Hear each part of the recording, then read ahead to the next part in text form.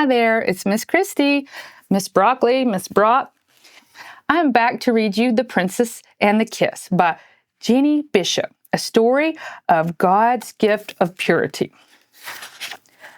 A long time ago, in a wonderful castle on a mountain of splendor, a beautiful princess was born. Her parents were king and queen of the mountain and all the green valley below.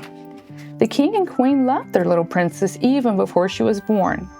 On the day she came into the world, the royal couple gave their daughter a very special gift from God, her first kiss. While the princess was growing up, the king and the queen kept this precious gift safe in their care.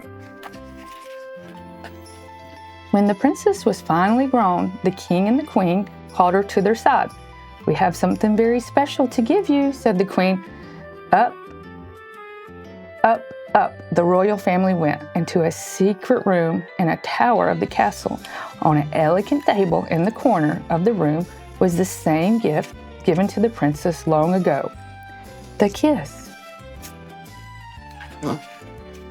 "God gave you this gift on the day you were born," said the queen, "because he loves you so dearly. And now," continued the king, "this kiss is yours to keep or to give away as you see fit." The princess stared in amazement. She had never before received such a wonderful present. "But use wisdom, my daughter," warned the king, "and save your kiss for the man you will marry. Never part with it for the sake of a stranger." The wise little princess took her father's word to heart and kept the kiss safe in the castle tower. But there were many days when she went to gaze at her precious possession. She wondered, how could she ever give it up? Finally, there came a day when suitors began to appear, asking for the princess's hand in marriage. The first man who came to her court was Prince Peacock. "See the great muscles I have, princess," he said. "I will always be able to save you from danger. I can run faster and jump higher than any other prince in the world. I'm mighty. Marry me, for I am a man among men." The princess watched Princess Peacock lift heavy boulders and run the length of the castle walls. His strength was impressive. But the wise princess saw that his heart was full of himself, and she knew there would be no room for her kiss there. So the princess sent Prince Peacock away. The next day, Prince Romance came to visit the princess. He brought dozens of roses and boxes of chocolates. "I can take you to many far-off places, princess," said the prince. "We will eat the choicest foods. We will see marvelous sights. Marry me, princess. Every day will seem like a honeymoon if you are with me." The princess thought about what Prince Romance had said. It sounded very interesting and excited, but the wise princess knew that the honeymoon and the wonderful feelings could not last forever. This prince would soon lose interest in her kiss. The princess turned Prince Romance politely away. And the following morning, Prince Treasure Chest came to call. He brought gifts of gold, jewels, and costly silken robes. "See the presents I've brought you, princess," said the Prince Treasure Chest. "You will never lack for fine clothes. Marry me, princess, for I can give you the best of everything." Indeed, when the princess saw the beautiful things the prince had bought for her, she did not doubt that he would buy her anything her heart desires. But with all those riches, she thought, "He does not need my kiss. My kiss will not be special to him." So the princess sent Prince Treasure Chest away too. Many men came, one by one, to ask for the princess's hand in marriage, and one by one she turned them all away. None seemed worthy of her kiss, and she began to doubt that she would ever find a husband. One night she spoke with her mother, the queen, about her fears. "Mom," said the princess, "will I ever find a man so special that I'll be able to give my kiss to him?" The queen smiled, gazing at the many stars twinkling above in the velvet sky. "Oh yes, my dear, I think God will bring you a husband, but if he does not, the kiss will be yours to treasure forever." The princess took comfort in that thought, for she knew that God could be trusted, and she cherished the kiss with all she was. The next day, a common man came to the castle. He asked to see the princess. The man was dressed in farmer's clothes and did not look like the suitors who had lately come to call.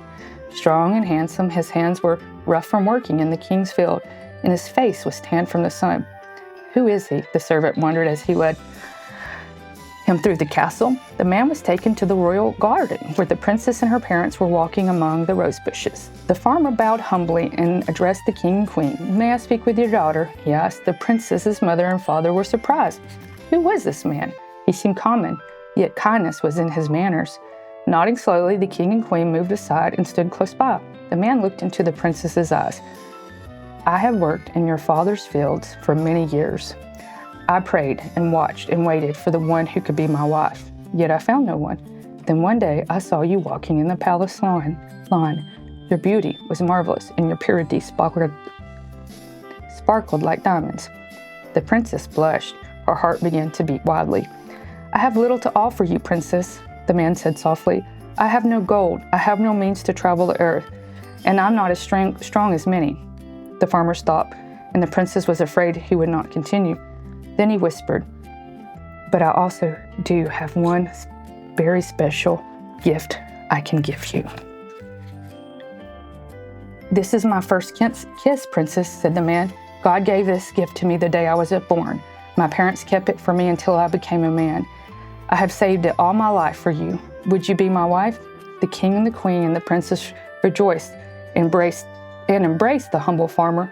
Was there any doubt that he was the one princess had been waiting for? The princess thought her heart would burst with joy. "Yes," she cried. "Oh yes, with all my heart." On the day of their wedding, the princess and her husband were dressed in magnificent clothes and stood before the altar in the royal church, where all the lords and ladies in the kingdom gathered for the celebration. There, with the sun streaming through the windows, they exchanged their kiss, and God and all the kingdom sang for happiness. And the prince and the princess lived happily ever after. Soon, God gave them a child of their very own, and on the day the precious baby's birth, the wise prince and princess received for their child a very special gift from God.